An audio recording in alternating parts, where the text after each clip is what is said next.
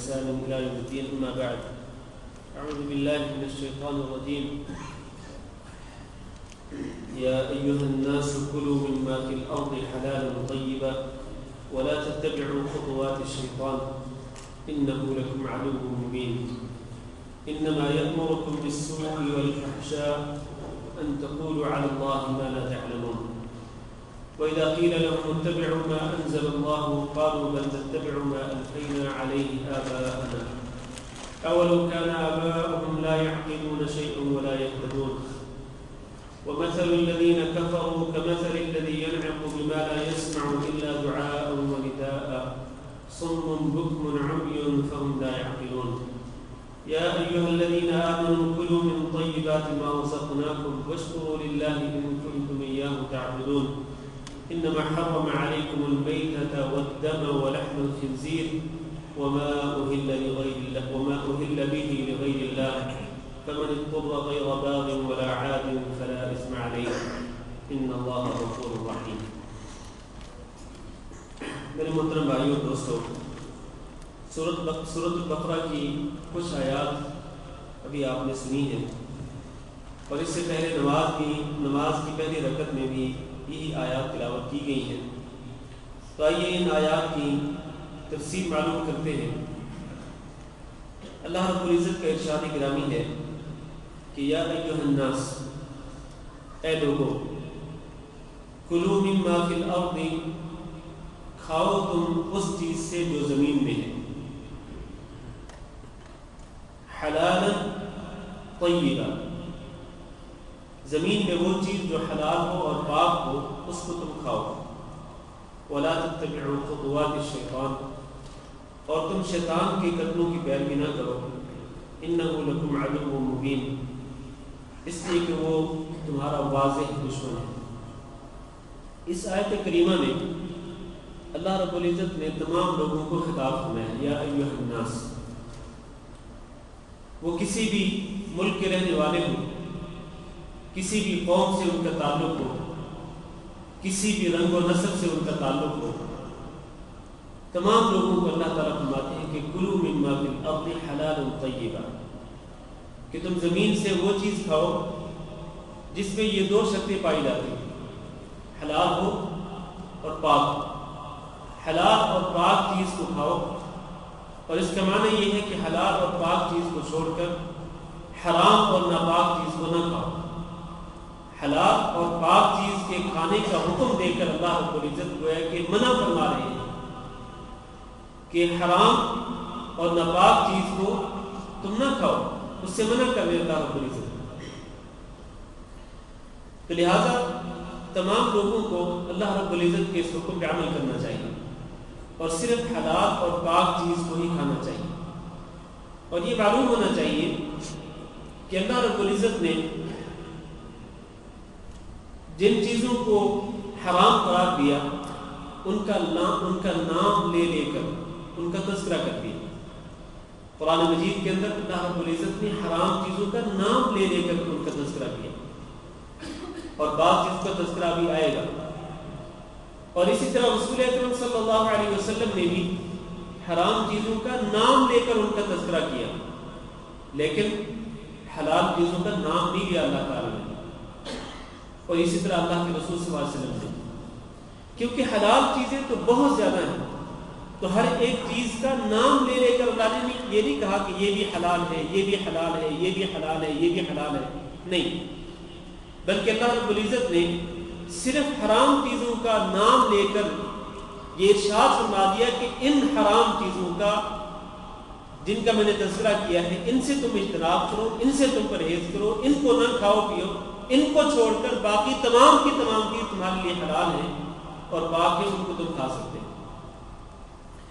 لہذا حلال اور حرام کا مسئلہ جو ہے یہ بالکل واضح ہے، اور یہ مسئلہ اللہ رب العزت نے صرف اپنے پاس رکھا ہے، یا اللہ نے اپنے رسول صلی اللہ علیہ وسلم کو اس کا اختیار دیا کہ وہ اللہ کی منشا کے مطابق کسی چیز کو حلال قرار دے یا کسی چیز کو حرام قرار دے.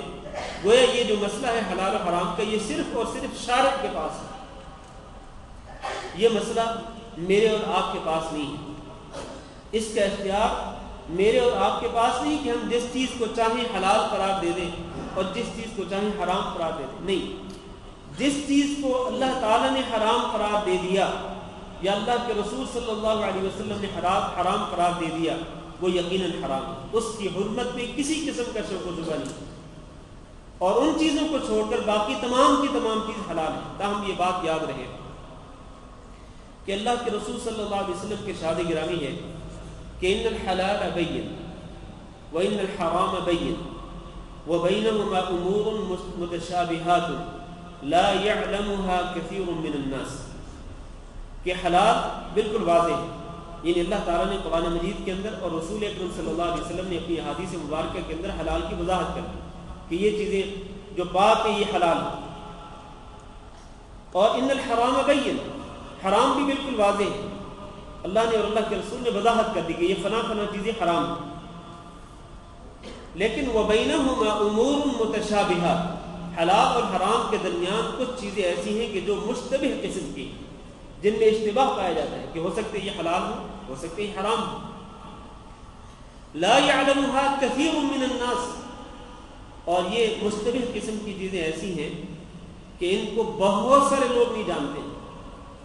بہت سارے لوگ ناواقف ہیں، جاہل ہیں ان مشتبہ امور سے کہ یہ حلال ہے یا حرام ہے. لیکن ذرا نوٹ کیجئے، رسول اکرم صلی اللہ علیہ وسلم نے یہ نہیں فرمایا کہ یہ جو مشتبہ قسم کی چیزیں ہیں ان سے سارے کے سارے لوگ ناواقف ہیں. نہیں، لا يعلمها كثير من الناس، لوگوں میں جو کثیر ہیں، جو بہت زیادہ تعداد میں، وہ تو نہیں جانتے، لیکن لوگوں میں جو قلیل تعداد میں ہیں وہ ان کو جانتے. اور وہ کون ہیں؟ وہ اہل علم ہیں، علماء ہیں. علماء کو معلوم ہے کہ یہ چیز یا حلال ہے یا حرام ہے، یعنی ان دو میں سے کوئی ایک ہی حکم ہی ہو سکتا ہے. یہ نہیں کہ کوئی چیز بین ہو، درمیان ہو کہ حلال یا حرام یا دونوں. نہیں، ایسا نہیں ہو سکتا ہے.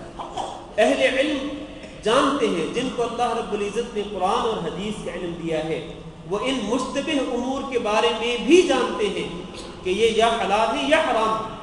لیکن بہت سارے لوگ جن کو علم کی دولت سے محروم رکھا گیا، جو علم کی دولت سے محروم ہیں، وہ نہیں جانتے ہیں کہ یہ مشتبہ قسم کے امور حلال ہیں یا حرام ہیں.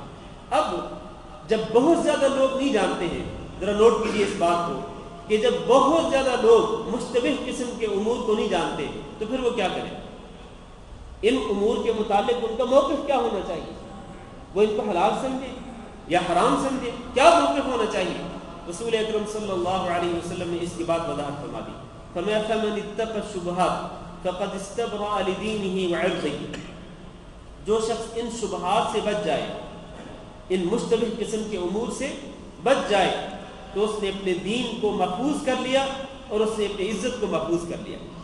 لہذا اس قسم کے جو مشتبہ قسم کے امور ہوتے ہیں، ان اشتباہ والے امور سے بچنا ہی بہتر ہے عام لوگوں کے لیے، تاکہ وہ اپنے دین کو محفوظ رکھ سکے.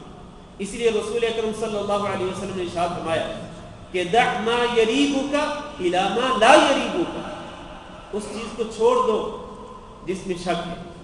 آج بھی آپ دیکھیں گے کئی ایسے حلال اور حرام کے متعلق، خاص طور پر یہ جو مالی معاملات ہیں، لین دین کے مسائل ہیں، ان مسائل میں آپ کو خود علماء کے درمیان بھی اختلاف معلوم ہوگا. مثلا یہ جو ایک مسئلہ ہے قسطوں پر لین دین کرنے کا معاملہ، قسطوں پر لین دین کرنے کا جو معاملہ ہے، اس کے بارے میں اشتباہ ہے عام لوگوں کے ہاں. اسی لیے وہ علماء سے سوال کرتے ہیں کہ جی قسطوں پر لین دین کرنا جائز ہے کہ ناجائز ہے؟ کوئی چیز قسطوں پر خرید سکتے ہیں یا نہیں خرید سکتے ہیں؟ لہذا آپ جب علماء کی طرف رجوع کرتے ہیں تو علماء میں بھی آپ کو دو قسم کے علماء ملیں گے.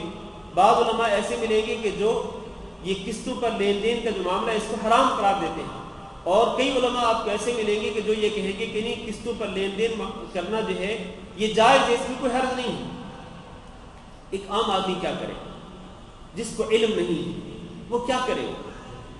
اس طرح کا جب اشتباہ پڑ جائے کہ ایک ہی مسئلے میں خود علماء بھی اختلاف کرتے ہوں، حلال و حرام کے مسئلے میں بات کروں، حلال و حرام کی، حلال و حرام کے مسئلے میں جب اس طرح اختلاف ہو اور وہ معاملہ جو ہے وہ مشتبہ قسم کے معاملات میں سے ہو، کوئی اسلام کی واضح تعلیم نہ ہو کہ یہ حلال ہے یا حرام ہے، اشتباہ پایا جاتا ہو، تو پھر عام آدمی کے لیے کیا ہے، دع ما یریبک الی ما لا یریبک، جس چیز میں شک ہو اس کو چھوڑ دو اور اس چیز کو اختیار کرو جس میں کوئی شک نہ ہو۔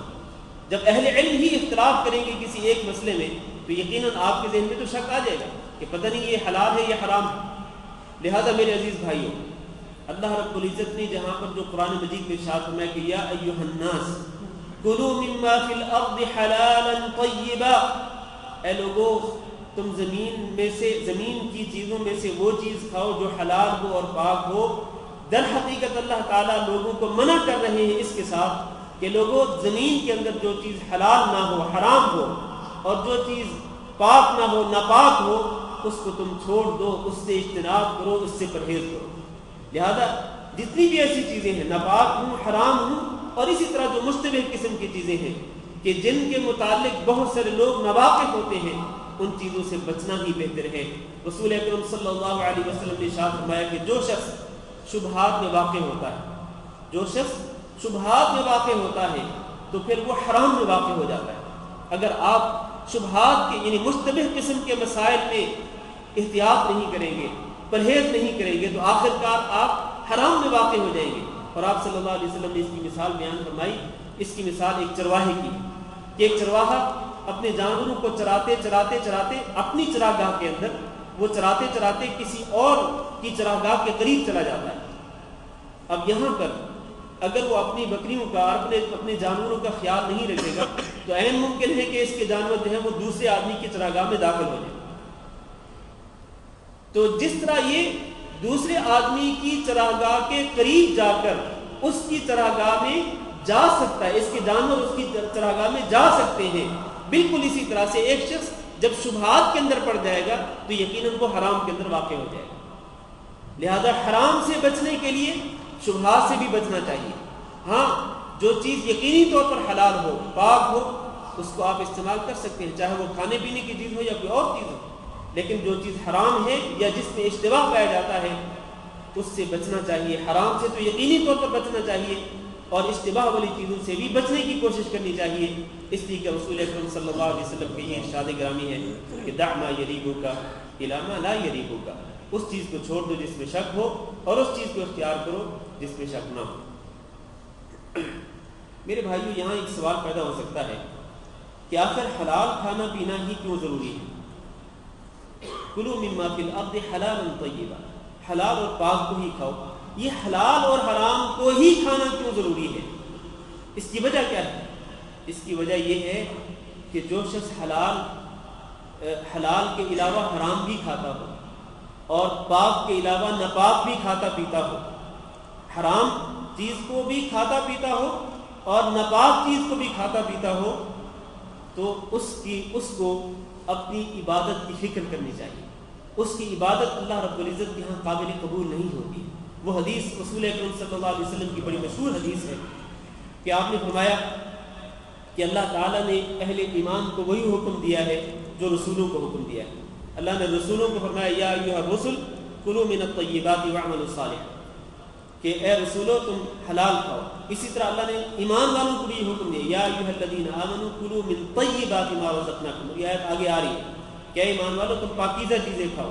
تو جو حکم اللہ نے رسولوں کو دیا وہی حکم اللہ نے اہل ایمان کو دیا۔ اس کے بعد رسول اکرم صلی اللہ علیہ وسلم نے فرمایا کہ ایک شخص جو ہے وہ لمبا سفر کر کے جاتا ہے اور اس کے بال پراگندہ ہو جاتے ہیں، اس کے بال بکھرے ہوئے، پراگندہ شکل و صورت، اور پھر وہ اپنے ہاتھوں کو بلند کر کے وہ پکارتے یا رب یا رب، اور حالت یہ ہوتی ہے کہ مطعمہ حرام ومشربہ حرام وملبسہ حرام وغذی بالحرام، کہ اس کا کھانا بھی حرام کا، پینا بھی حرام کا، لباس بھی حرام کا، اس کی جسمانی پرورش حرام کے ساتھ ہوئی۔ فرمایا جو شخص اس طرح حرام کھا پی کر لمبا سفر کر کے، اور ایک حدیث میں اس کی وضاحت ہے کہ وہ میدان عرفات میں جاتا ہے، میدان عرفات میں کہ جہاں اللہ رب العزت حجاج کی دعاؤں کو رد نہیں کرتا ہے، حجاج کی دعاؤں کو قبول کرتا ہے، اتنا لمبا سفر کر کے میدان عرفات میں احرام باندھے ہوئے لبیک اللہم لبیک پکارتے ہوئے بھی جب وہ اس طرح اللہ تعالیٰ سے دعا کرتے یا رب یا رب، تو اللہ تعالیٰ کیا جواب دیتا ہے؟ انا یستجاب لذالک، اور تیرا تو کھانا حرام کا، پینا حرام کا، لباس حرام کا، تیری پرورش حرام کے ساتھ ہوئی، انا یستجاب لذالک، تیری دعا جو ہے وہ یہاں عرفات کے میدان میں پہنچ کر بھی کیسے قبول ہو سکتی ہے؟ معنی یہ ہے کہ اس کی دعا قبول نہیں ہے، اس کا حج قبول نہیں ہے، اس کی نماز قبول نہیں ہے۔ تو میرے بھائیوں، میں نے جو سوال اٹھایا تھا کہ آخر حلال اور پاک چیز کو کھانا ہی ضروری کیوں ہے؟ اس لیے ضروری ہے کہ جب تک آپ حلال اور پاک چیزیں ہی نہیں کھائیں گے اور جب تک آپ حرام اور ناپاک چیزوں سے اجتناب نہیں کریں گے، اس وقت تک آپ کی کوئی عبادت اللہ تعالیٰ کے قابل قبول نہیں ہوگی۔ عبادات کی قبولیت کے لیے ضروری ہے کہ حلال ہی کھائیں اور پاک ہی کھائیں پیئیں، حلال اور پاک ہی کھائیں پیئیں اور ناپاک اور حرام چیز سے اجتناب کریں۔ رسول اکرم صلی اللہ علیہ وسلم کی ارشاد گرامی ہے کہ جو گوشت حرام کے ساتھ بڑھتا ہے، جو گوشت انسان کے جسم میں گوشت کا جو ٹکڑا حرام کے ساتھ بڑھتا ہے، فرمایا فالنار اولا بہ، جہنم کی آگ اس کے لیے زیادہ لائق ہے۔ اس لیے حلال اور پاک چیز کھانا ضروری ہے، کیونکہ حرام کھانا اور ناپاک کھانا جو ہے وہ انسان کو جہنم کی طرف لے کے جاتا ہے۔ اس لیے میں نے سوال اٹھایا تھا کہ حلال ہی اور پاک ہی کھانا پینا جو ہے وہ ضروری کیوں ہے؟ وہ اسی لیے ضروری ہے کہ کیونکہ حرام اور ناپاک چیز جو ہے اگر اس کو کھایا پیا جائے تو وہ چیز جو ہے وہ جہنم کی طرف لے کے جاتی ہے۔ اور انہی حرام چیزوں میں سے ایک چیز جو کہ بہت منتشر ہے آج کل، بہت ہی منتشر ہے، بڑے دکھ اور افسوس کے ساتھ کہنا پڑتا ہے کہ لوگ پوری دیدہ دلیری کے ساتھ اور پوری جسارت کے ساتھ اس حرام چیز کا ارتکاب کرتے ہیں۔ وہ چیز کیا ہے؟ سگریٹ نوشی کرنا۔ سگریٹ نوشی کرنا حرام ہے، اور کوئی شخص یہ کہہ سکتا ہے کہ کہاں لکھا ہوا کہ سگریٹ نوشی حرام ہے؟ ہم کہتے ہیں کہ اللہ تعالیٰ نے ایسے اصول متعین کر دیے ہیں قرآن مجید کے اندر، اور رسول اکرم صلی اللہ علیہ وسلم نے ایسے اصول متعین کر دیے احادیث کے اندر کہ ان اصول کے تحت اگر دیکھا جائے سنجیدگی کے ساتھ، انصاف کی نظر سے اگر غور کیا جائے تو معلوم ہوتا ہے کہ سگریٹ نوشی کرنا، تمباکو نوشی کرنا بھی یہ حرام ہے۔ ان اصول میں سے ایک اصول اللہ تعالیٰ نے قرآن مجید میں ارشاد فرمایا کہ یحل لهم الطیبات ویحرم علیہم الخبائث، کہ یہ حضرت محمد صلی اللہ علیہ وسلم جو ہے ان کا مشن کیا ہے کہ یحل لهم الطیبات، کہ یہ پاک چیزوں کو لوگوں کے لیے حلال قرار دیتے ہیں، ویحرم علیہم الخبائث، اور ناپاک چیزوں کو، گندی چیزوں کو یہ اپنی امت کے لوگوں کے لیے حرام قرار دیتے ہیں۔ اب یہ سگریٹ نوشی کرنے والے بھائیوں سے ہی سوال ہے کہ کیا یہ سگریٹ جو ہے یہ پاک چیز ہے یا یہ گندی اور ناپاک چیز ہے؟ میرے خیال ہے خود سگریٹ نوشی کرنے والے بھی یہی جواب دیں گے کہ سگریٹ جو ہے یہ ناپاک اور گندی چیز ہے۔ لہذا میرے بھائیوں، قرآن مجید کی اس آیت کے مطابق جو چیز بھی ناپاک ہے، جو چیز بھی گندی ہے، وہ حرام ہے۔ اسی طرح فضول خرچی کرنا یہ حرام ہے۔ کیا سگریٹ نوشی پر پیسہ ضائع کرنا یہ فضول خرچی نہیں ہے؟ کیا یہ تبذیر نہیں ہے؟ حرام اور جو ناجائز چیزیں ہیں ان پر پیسہ خرچ کرنا جو ہے اللہ تعالیٰ نے اس سے منع فرمایا ہے، اور اللہ نے فرمایا لا تبذر تبذیرا ان المبذرین کانوا اخوان الشیاطین، جو لوگ ناجائز کاموں پر پیسہ ضائع کرتے ہیں وہ شیطان کے بھائی ہیں۔ میرے بھائیوں، یہ ایک ناجائز کام ہے۔ لوگ کہتے ہیں جی مکروہ ہے، حرام کہاں سے ہو گیا؟ ہم کہتے ہیں چلے مکروہ کا لفظ بھی سمجھ لیں آپ، مکروہ کا معنی کیا ہے؟ مکروہ کا معنی ہے جو کام اللہ کے نزدیک ناپسندیدہ ہے، جو کام اللہ کے رسول کے نزدیک ناپسندیدہ ہے۔ تو میرے بھائیوں، اللہ کے نزدیک جو کام ناپسندیدہ، جو کام اللہ کے رسول کے نزدیک ناپسندیدہ، آپ کیسے مسلمان ہیں کہ اللہ اور اللہ کے ناپسندیدہ کام کو آپ پسند کرتے ہیں اور اس پر آپ پیسہ ضائع کرتے ہیں؟ ایک انسان اگر خود اپنے ہاتھوں کے ساتھ پیسوں کو آگ لگائے تو اس کو تو آپ پاگل کہیں گے، مجنون کہیں گے کہ اپنے ہاتھوں اپنے پیسوں کو جلاتا ہے، اور ایک آدمی انہی پیسوں کے ساتھ سگریٹ نوشی کر کے ان کو جلا دے، سگریٹ کو جلا دے، تو اس میں اور اس میں فرق کیا ہوگا؟ کوئی فرق نہیں ہے۔ وہ بھی پیسہ ضائع کر رہا ہے اور یہ بھی پیسہ ضائع کر رہا ہے، وہ بھی پیسے کو جلا رہا ہے اور یہ بھی پیسے کو جلا رہا ہے۔ اور پھر یہ بات تو سارے مانتے ہیں کہ سگریٹ جو ہے یہ انسان کے لیے نقصان دہ ہے، اور اللہ کے رسول صلی اللہ علیہ وسلم کے ارشاد گرامی ہے کہ لا ضرر ولا ضرار، کہ نہ کسی کو نقصان پہنچاؤ نہ اپنے آپ کو نقصان پہنچاؤ۔ تو آپ یہ سگریٹ نوشی کر کے اللہ کے رسول کے حدیث کی خلاف ورزی کر رہے ہیں، اپنے آپ کو نقصان پہنچا رہے ہیں، جبکہ حدیث میں لا ضرر ولا ضرار، کسی کو نقصان نہ پہنچاؤ اور اپنے آپ کو بھی نقصان نہ پہنچاؤ۔ خلاصہ یہ ہے کہ اللہ رب العزت نے اس آیت کریمہ کے اندر صرف حلال اور پاک چیزوں کو کھانے کا حکم دیا ہے اور ناپاک اور حرام چیزوں کو کھانے سے منع کر دیا ہے۔ اس کے بعد میں وَلَا تَتَّبِعُوا خُطُوَاتِ الشَّيْطَانِ، اور شیطان کے قدموں کی اتباع نہ کرو۔ کچھ اسی سوال کر سکتے ہیں کہ ایک جملہ پہلے اللہ تعالیٰ پاک اور حلال چیزوں کے کھانے کا حکم دے رہا ہے اور ساتھ ہی اللہ کہتا ہے لا تتبعوا خطوات الشیطان، کہ شیطان کے قدموں کی اتباع نہ کرو۔ یعنی دونوں جملوں کا آپس میں لنک کیا ہے، کیا تعلق ہے؟ میرے بھائیو اس کا تعلق بالکل واضح ہے، وہ یہ ہے کہ شیطان جو ہے وہ کس بات کا حکم دیتا ہے؟ شیطان اس بات کا حکم دیتے ہیں کہ آپ حلال اور پاک چیزوں کی بجائے کن چیزوں کو کھائیں پیئیں؟ حرام چیزوں کو کھائیں پیئیں۔ اور حتیٰ کہ میرے عزیز بھائیو شیطان ہی وہ ہے کہ جو حلال کو حرام کرتا ہے اور حرام کو حلال کرتا ہے، حلال کو حرام اور حرام کو حلال کرتا ہے۔ شیطان انسان کو اس بات کی تعلیم دیتا ہے کہ حلال کو حرام سمجھ لو اور حرام کو حلال سمجھ لو۔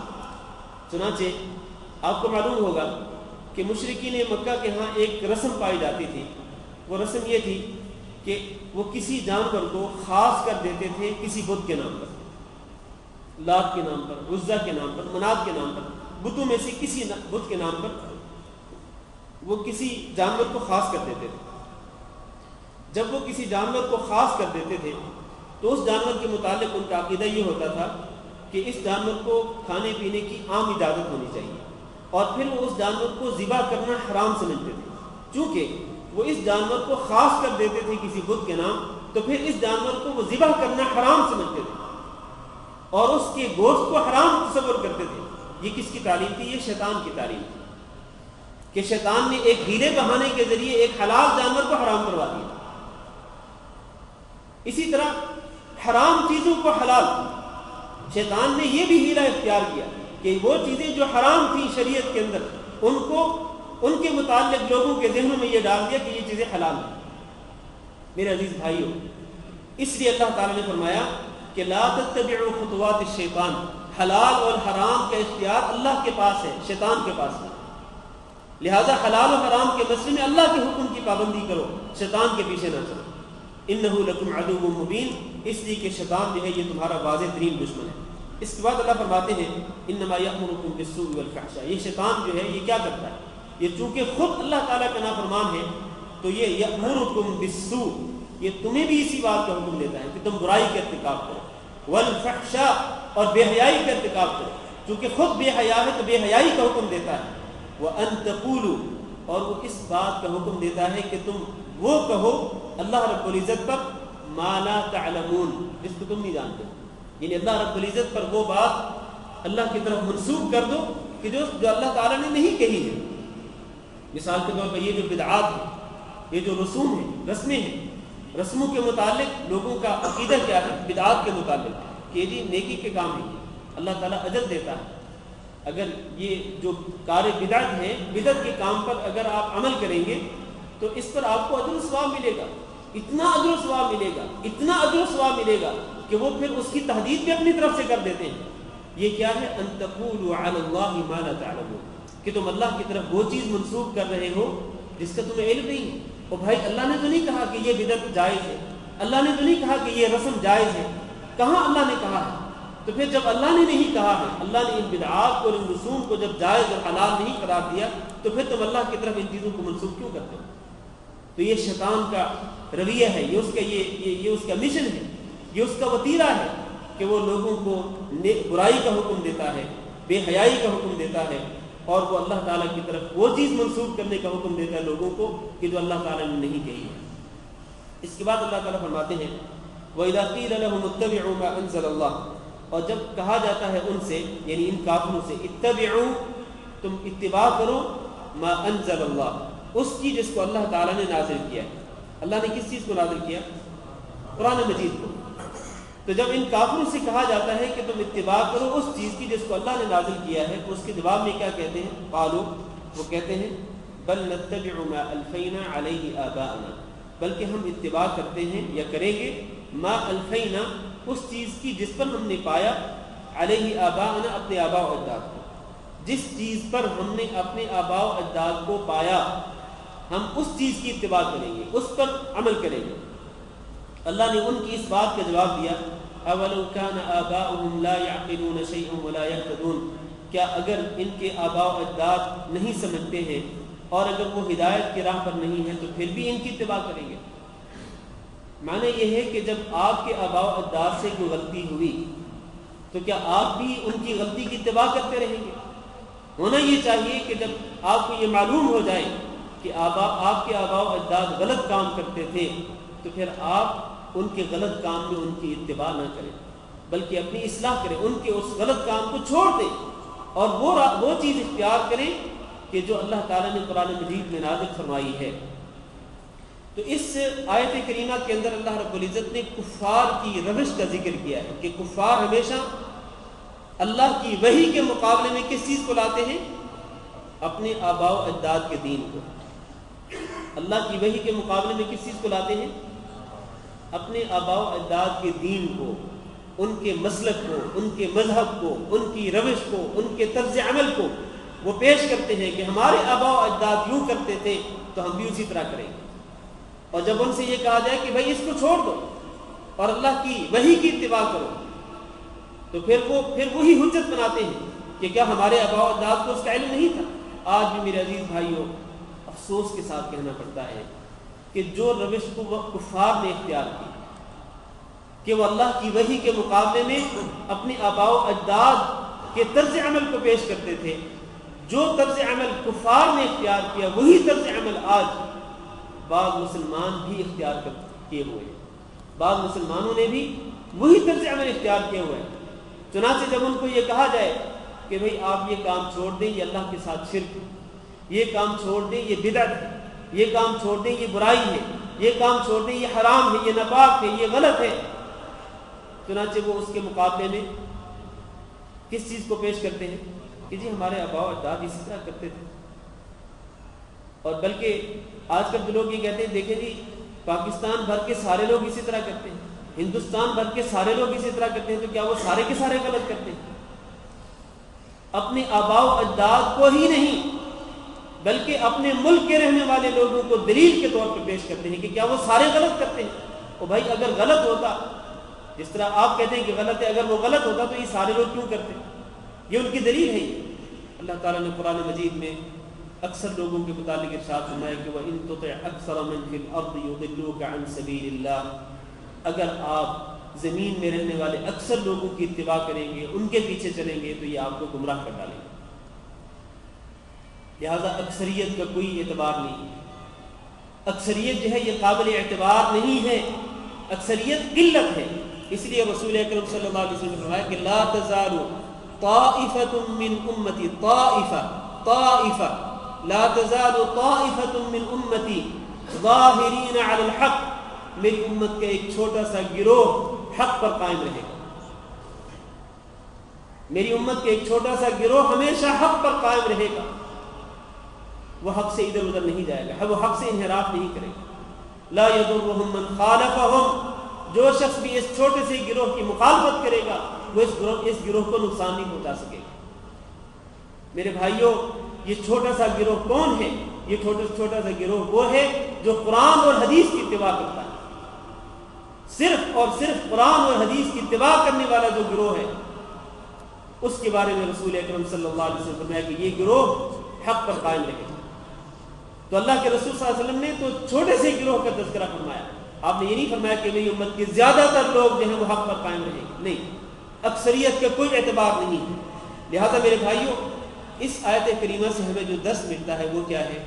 وہ یہ ہے کہ اللہ کی وحی کے مقابلے میں، اور اللہ کی وحی کے بارے میں یہ معلوم ہونا چاہیے کہ اللہ کی وحی یہ صرف کتاب اللہ ہی نہیں ہے بلکہ رسول اکرم صلی اللہ علیہ وسلم کے جو فرامین مبارکہ ہیں جو صحیح سند کے ساتھ ثابت ہے وہ بھی اللہ کی وحی ہے۔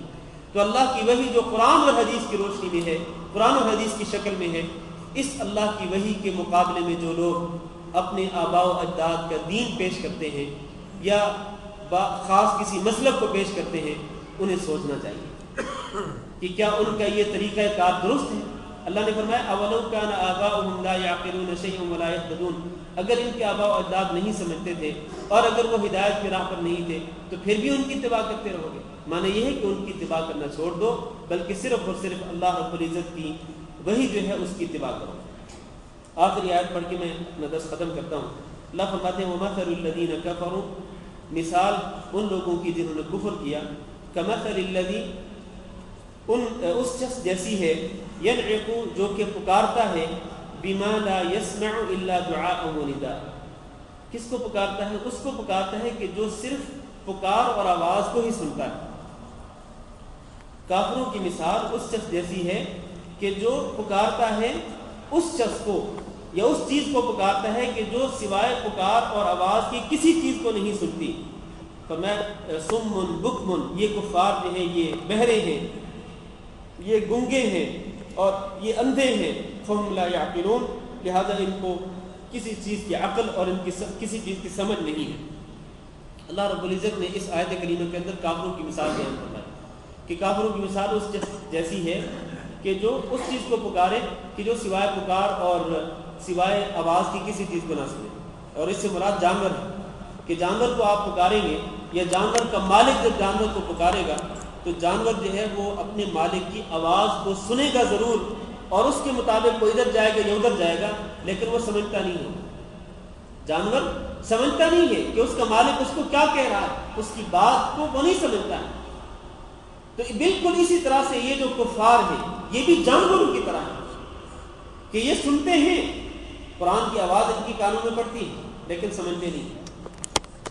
اللہ کے رسول صلی اللہ علیہ وسلم کی جو حق بات ہے وہ ان کی کانوں میں پڑتی ہے لیکن وہ اس کو سمجھنے کے لیے تیار نہیں۔ اسی لیے اللہ نے فرمایا کہ جب یہ اپنی آنکھوں کو بند کیے ہوئے نہ تو حق بات کو دیکھنے کے لیے تیار، نہ حق بات کو سننے کے لیے تیار، نہ حق گفتگو کرنے کے لیے تیار، تو اللہ نے فرمایا کہ ان کی حالت بالکل جانوروں جیسی ہے۔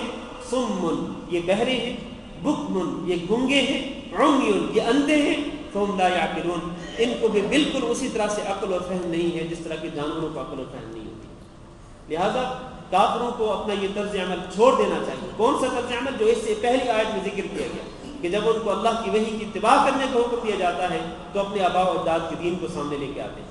اس روش کو چھوڑ دینا چاہیے، اس طرز عمل کو ترک کر دینا چاہیے اور اللہ کی وحی کے سامنے اپنے آپ کو جھکا دینا چاہیے۔ میرے بھائیوں، یہ تو کافروں کے متعلق، بالکل یہی حکم مسلمانوں کے لیے بھی ہے کہ مسلمان جب اللہ کی وحی کا کوئی حکم معلوم کر لے، یعنی قرآن مجید کا کوئی حکم جب مسلمانوں کو معلوم ہو جائے یا رسول اکرم صلی اللہ علیہ وسلم کی احادیث میں سے کوئی حکم مسلمانوں کو معلوم ہو جائے تو پھر اس کے سامنے اپنے آپ کو جھکا دیں، پھر اپنے آباء و اجداد کا جو طرز عمل ہے اس کو حجت کے طور پر اس کے مقابلے میں نہ پیش کریں، بلکہ بغیر ہی حجت کے اپنے آپ کو اس کے سامنے جھکا دیں، اللہ کی وحی کے سامنے اور اللہ کے رسول صلی اللہ علیہ وسلم کے فرامین کے سامنے۔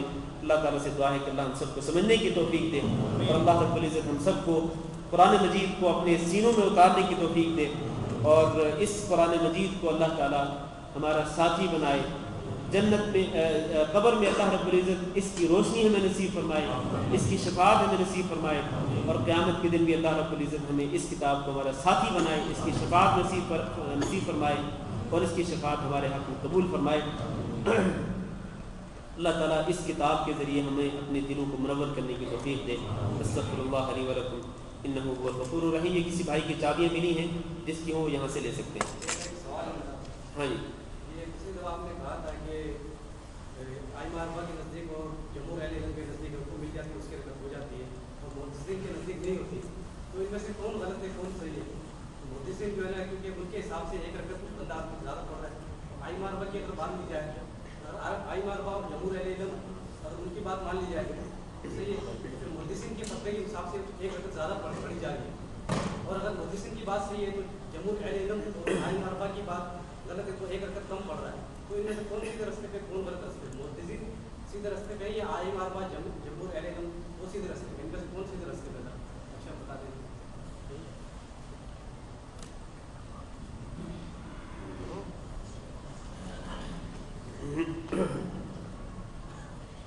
میرے بھائیوں، یہ جو سوال ہے رکوع کی رکعت کے حوالے سے کہ جو شخص رکوع میں مل جائے کیا اس کی وہ رکعت قابل شمار ہے یا قابل شمار نہیں ہے، یعنی وہ رکعت پوری سمجھ لی جائے یا اس رکعت کو دوبارہ پڑھا جائے۔ یہ مسئلہ جس طرح کہ میں نے پہلے بھی بتایا تھا کہ یہ مسئلہ بہت ہی اختلافی مسئلہ ہے۔ ایک طرف ائمہ اربعہ کی جماعت ہے تو دوسری طرف محدثین کی جماعت ہے، اور دونوں کے اس مسئلے میں دلائل ہیں۔ میں نے شاید کم از کم مجھے یاد ہے کہ میں دو مرتبہ میں اس مسئلے پر تفصیل سے بات کر چکا ہوں، تو میں اب ان دلائل کا ذکر کرنے والا نہیں ہوں۔ لیکن بھائی نے جو سوال کیا ہے کہ ان دو مواقف میں سے کون سا موقف زیادہ صحیح ہے کہ جس کے مطابق انسان عمل کرے۔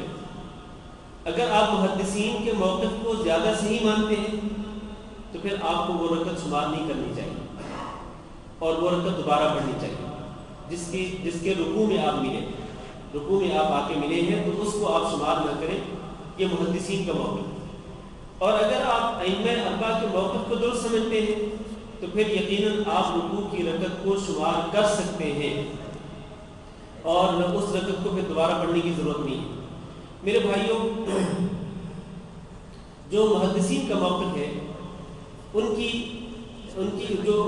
کی جو بنیاد ہے وہ سورۃ فاتحہ کی فرضیت ہے، سورۃ فاتحہ کی فرضیت ہے، کیونکہ سورۃ فاتحہ فرض ہے، اس لیے اس شخص سے رکوع میں ملنے والے شخص سے سورۃ فاتحہ فوت ہو گئی تو اس لیے اس کو رکعت دوبارہ پڑھنی چاہیے۔ تو اس لیے ان کا جو موقف ہے محدثین کا وہ زیادہ احتیاط کے قابل ہے، یعنی زیادہ احتیاط اس میں ہے کہ انسان اس رکعت کو دوبارہ پڑھ لے، یہ احتیاطی موقف ہے۔ اس لیے امام بخاری رحمہ اللہ جو ہے وہ بھی اسی بات کے قائل ہے کہ الاحوط، زیادہ احتیاط اس میں ہے کہ یہ رکعت دوبارہ پڑھ لی جائے، ورنہ جو شخص اس رکعت کو دوبارہ نہیں پڑھتا ہے اور رکوع کی رکعت کو شمار کر لیتا ہے، اس حدیث کو سامنے رکھتے ہوئے جس کا تذکرہ میں نے پچھلے درس میں بھی کیا تھا، ابو بکرہ رضی اللہ تعالیٰ عنہ کی حدیث جو کہ صحیح بخاری میں ہے، جس کے الفاظ زادہ اللہ حسن ولا تعود، اور جس میں اللہ کے رسول صلی اللہ علیہ وسلم نے اس کو یہ رکعت دوبارہ پڑھنے کا حکم نہیں دیا تھا، تو کوئی شخص اگر اس حدیث کو سامنے رکھتے ہوئے وہ رکعت دوبارہ نہیں پڑھتا ہے تو میں سمجھتا ہوں اللہ عالم کہ اس کی وہ رکعت ہو جائے گی، اس کی رکعت ہو جائے گی۔ لیکن محدثین کا جو موقف ہے وہ زیادہ احتیاط کے قابل ہے، لہذا اگر آپ احتیاط کا پہلو سامنے رکھنا چاہیں تو پھر اس رکعت کو زیادہ پڑھ لیں تاکہ آپ کو اس نماز کے بارے میں یہ کم از کم اس رکعت کے حوالے سے آپ کے ذہن میں کچھ شک و شبہ باقی نہ رہے۔ یہاں کچھ سوالات اور بھی آئے ہیں میرے پاس، میں اختصار کے ساتھ ان سوالوں کے جوابات دیتا ہوں۔ چاشت اور اشراق کی نماز ایک ہے یا الگ ہے؟ میرے بھائیوں، ایک صورت میں یہ دونوں نمازیں ایک ہو جاتی ہیں۔ ایک صورت ایسی ہے کہ اس ایک صورت میں یہ دونوں نمازیں ایک ہی ہیں، یعنی اس ایک ہی نماز کو ادا کر کے آپ کو دونوں نمازوں کا ثواب مل سکتا ہے ایک صورت کے اندر۔ اور اگر وہ صورت نہ ہو تو پھر یہ دونوں نمازیں الگ الگ ہیں۔ وہ صورت کون سی؟ وہ صورت یہ ہے کہ آپ فجر کی نماز ادا کرنے کے بعد اپنی جگہ پہ بیٹھے رہیں، اللہ کا ذکر کرتے رہیں، قرآن پڑھتے رہیں، دعا کرتے رہیں، اور جب سورج طلوع ہو تو اس کے طلوع ہونے کے تقریباً 12-15 منٹ کے بعد آپ 2 رکعت پڑھ لیں۔ یہ جو 2 رکعتیں ہیں ان سے آپ کو اشراق کی نماز کا ثواب بھی ملے گا اور چاشت کی نماز کا ثواب بھی ملے گا، اس لیے کہ چاشت کی نماز کا وقت بھی اسی وقت شروع ہوتا ہے جب اشراق کی نماز کا قائم ہوتا ہے۔ اگر آپ 2 رکعت پڑھ لیں گے بیک وقت اشراق اور چاشت کی نیت کر کے تو آپ کو دونوں نمازوں کا ثواب مل جائے گا۔ لہذا اس صورت میں ان دونوں نمازوں میں کوئی فرق نہیں ہے۔ لیکن اگر یہ صورت نہیں ہے تو پھر یہ دونوں نمازیں الگ الگ ہیں۔ یہ صورت نہیں کا مطلب کیا ہے؟ مطلب یہ ہے کہ کوئی فجر کی نماز کے بعد نہیں بیٹھتا ہے، مسجد میں نہیں بیٹھتا، وہ چلا جاتا ہے۔ اب یہ اس کو اشراق کی نماز کا ثواب تو ملنے والا نہیں ہے۔ اگر یہ اپنے گھر میں پڑھے گا بھی تو اس کو اشراق کی نماز کا ثواب نہیں ملے گا، کیونکہ اشراق کی نماز کا ثواب ملنے کے لیے یہ ضروری ہے کہ مسجد میں بیٹھا رہے، اپنی جگہ پہ بیٹھا رہے۔ تو یہ شخص جو ہے یہ اب اشراق کا ٹائم شروع ہونے کے بعد یہ چاشت کی نماز پڑھ سکتا ہے، وہ چاہے اپنے گھر میں پڑھے، چاہے اپنے آفس میں پڑھے، اپنے ڈیرے پر پڑھے، جہاں بھی پڑھے۔ یہ جو چاشت کی نماز ہے اس کو کسی بھی کی جگہ پر پڑھ سکتا ہے، چاہے وہ فجر کی نماز کے بعد مسجد میں بیٹھا ہو یا نہ بیٹھا ہو۔ واللہ اعلم۔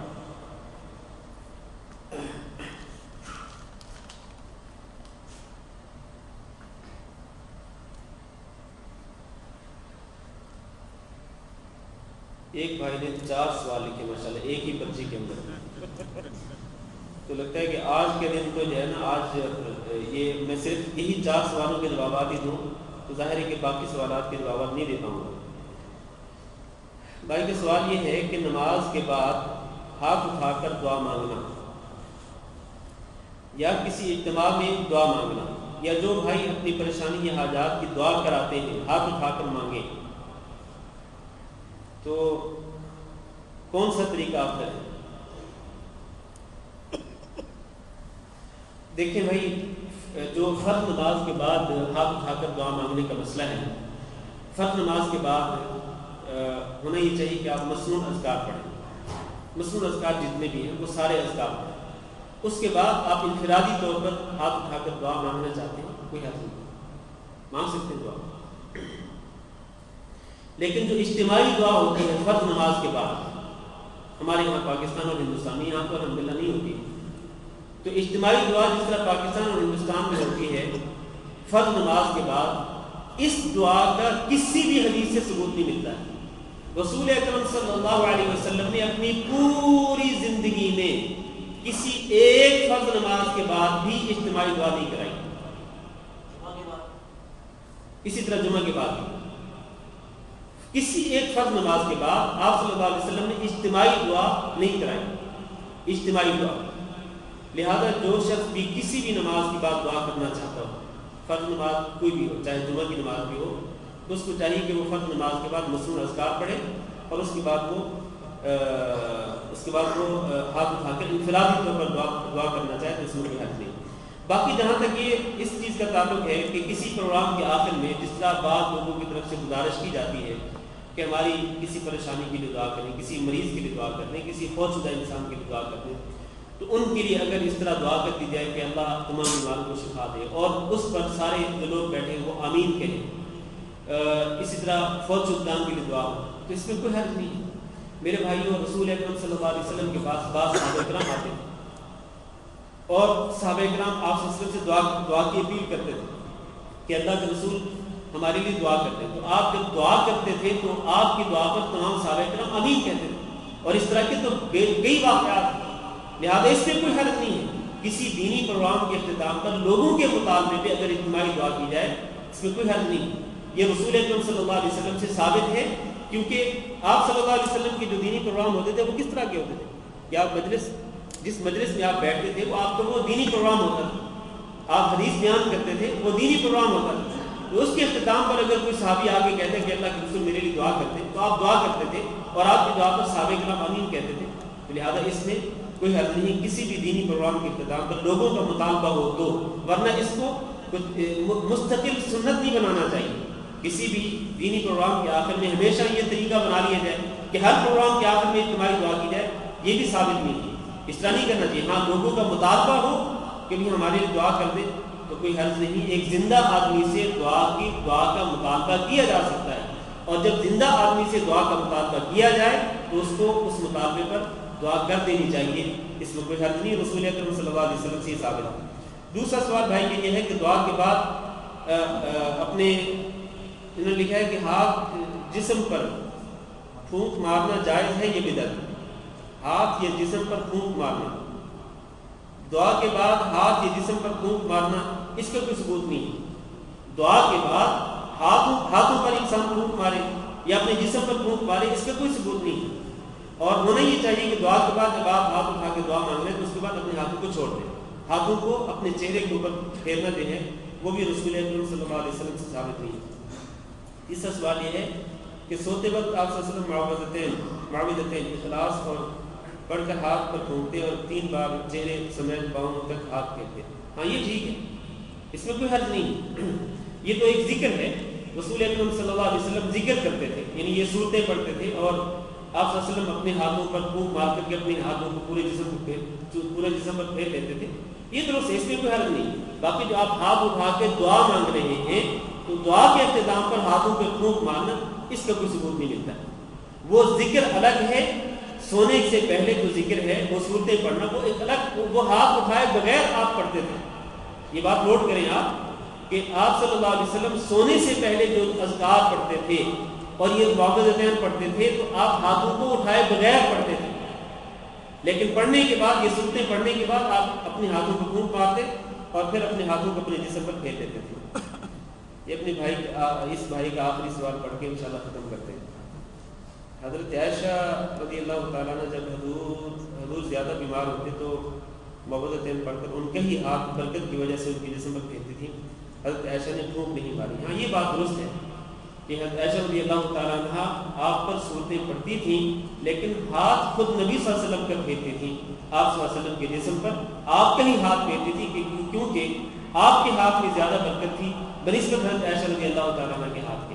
تو اس میں کوئی حرج نہیں. اور دیکھیں نا، دم کرنے کا یہی تو طریقہ ہے کہ جب آپ دم کر رہے ہیں کسی مریض پر تو آپ اس کے سر پر ہاتھ رکھیں، ہاتھ سر پہ ہاتھ رکھ کے آپ اس پر وہ صورتیں پڑھیں. یا جس جسم کے جس حصے پر تکلیف ہے، مثلا پیٹ میں درد ہو رہا ہے یا سینے میں درد ہے، ہاں جی، تو آپ اس پہ ہاتھ رکھ کے اس پر آپ وہ صورتیں پڑھیں. اور وہ خاص طور پر جو دعا ہے اسأل اللہ العظیم رب العرش العظیم ان یشفیہ کا، حدیث کے الفاظ ہیں کہ آپ مریض کے اس حصے پر ہاتھ رکھ کے جب یہ 7 مرتبہ پڑھیں گے تو اللہ تعالیٰ اس کو شفا دے دے جس حصے پر اس کو تکلیف ہو رہی ہے. تو اس لیے اس میں کوئی حرج نہیں ہاتھ پھیرنے دیں، لیکن ہاتھوں پر دعا کے بعد ہاتھوں پر پھونک مارنا جو ہے وہ ثابت نہیں ہے. میرے خیال میں اسی پر اکتفا کر لیں. باقی جو سوالات ہیں انشاءاللہ اگلی بار. جیسے بھائی نے پہلے سوال کیا تھا، اس طرح کے سوال پہ اگر ہمارا اطمینان نہ ہو تو علماء کے اختلاف کی وجہ سے تو پھر ہم کیا کریں؟ پھر وہ احتیاطی پہلو اپنے سامنے رکھیں. احتیاطی پہلو جو ہے وہ وہی ہے جو میں نے ذکر کر دیا ہے کہ احتیاط اس میں ہے کہ وہ رکعت شمار نہ کرے اور اس رکعت کو دوبارہ پڑھے. واللہ اعلم. جزاکم اللہ خیر. بارک اللہ فیکم. استغفر اللہ الذی لا الہ الا هو الحی القیوم.